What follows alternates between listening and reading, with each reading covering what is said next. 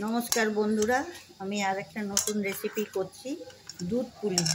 এই দুধ পুলি করার জন্য আমি এই যে চালের গুঁড়ো নিয়েছি, বাদশাভোগ চালের গুঁড়ো, গোবিন্দভোগ চালের গুঁড়ো যেটা বলে, আমাদের এখানে বাদশাভোগ চালের গুঁড়ো বলে, সবাই গোবিন্দভোগ চালের গুঁড়ো বলে। এক বাটি জল, সেই বাটির মাপ করেই এক বাটি ওই চালের গুঁড়ো, কেনা চালের গুঁড়োই নিয়েছি। তার মধ্যে জলের মধ্যে একটু নুন দিয়েছি, আর ওর মধ্যে চামচ ঘি দিয়েছি। দিয়ে তারপর জলটা যেই ফুটে উঠেছে ওর মধ্যে আমি চালের গুঁড়োটা দিয়ে দিয়েছি। চালের গুঁড়োটা দিয়ে তারপরে ওটাকে আস্তে আস্তে গ্যাসটাকে স্লো করে দিয়ে ওটাকে আস্তে আস্তে নেড়ে তারপরে এরকম একটা ডো তৈরি করেছি। তারপর নামিয়ে একটু ঠান্ডা করে তারপরে এরকম একটা ডো তৈরি হয়েছে। ডো তৈরি করে তারপরে আমি এটাকে একটা একটা করে লেচি করব। লেচির ভিতরে নারকেলের পুর ভরবো। সেই নারকেলের পুরের রেসিপিটা তো আমি দেখিয়েছি, সেইভাবেই নারকেলের পুরের রেসিপিটা করে সেই নারকেলের পুরের এর মধ্যে ভরবো। লেচিটা এইভাবে করছি, করে এর ভিতরে নারকেলের পুর ভরবো। পুর ভরে তারপরে কুলি বানাবো।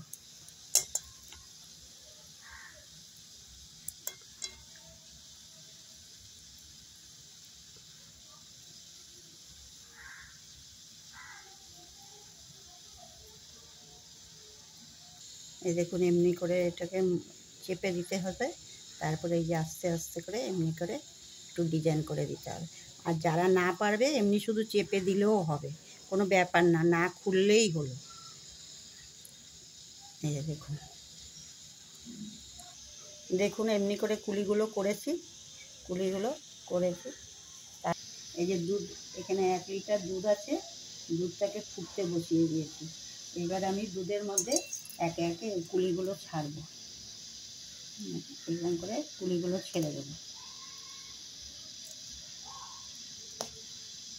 আর যারা এই যে নতুন করবেন তারা কি করবেন, তারা আরেকটা জিনিস করে নিতে পারেন। অনেক সময় কুলিগুলো তো ফেটে যায়, তখন ওই যে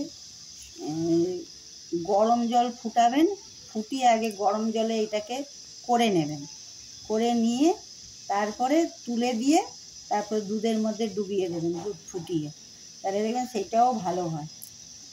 আর যারা পারবে তারা এমনিভাবেই করবেন, দেখবেন। দেখুন দুধটা ফুটে উঠেছে,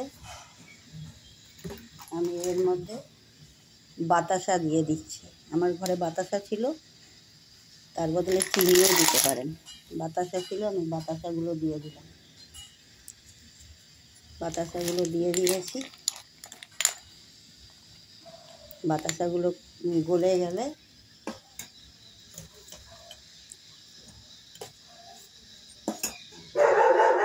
আমি এইখানে 6-7টা কাজু পিষে রেখেছি, সেই কাজুটা দিয়ে দিলাম, খেতে টেস্টি লাগবে। কাজুটা পিষে রেখেছিলাম, কাজুটা দিয়ে দিলাম। আমার ওই কাইটা বেঁচে গেছিলো, কাইটা বেঁচে যেতে আমি ওর মধ্যে একটুখানি করে গুড় ভরে দিয়ে, খেজুরের গুড় ভরে দিয়েছি, ভরে দিয়ে এইগুলো দিয়ে দিলাম। ওই 3-4টা বেঁচে ছিল, হয়নি নারকেলে, তাই এগুলো দিয়ে দিলাম। আর এই যে খেজুরের গুড়গুলো গুঁড়ো করে রেখেছি, এগুলোকে আমি গ্যাস বন্ধ করে তারপরে দেব, নাহলে দুধটা কেটে যাওয়ার ভয় থাকে, ওই জন্য ওই গুড়টাও দিব আর এই কিশমিশগুলোও দিব লাস্টে, নাহলে দুধ কেটে যাওয়ার ভয় থাকে। এই দেখুন এবার দুধগুলো সব ফুটে উঠেছে। এই পর্যায়ে আমি এখন গ্যাসটা বন্ধ করে দিচ্ছি। এরপরে দুধটা একটু ঠান্ডা হলে আমি গুড়টা দেব, কিশমিশটা দিয়ে দিলাম, গুড়গুলোও দিয়ে দিলাম।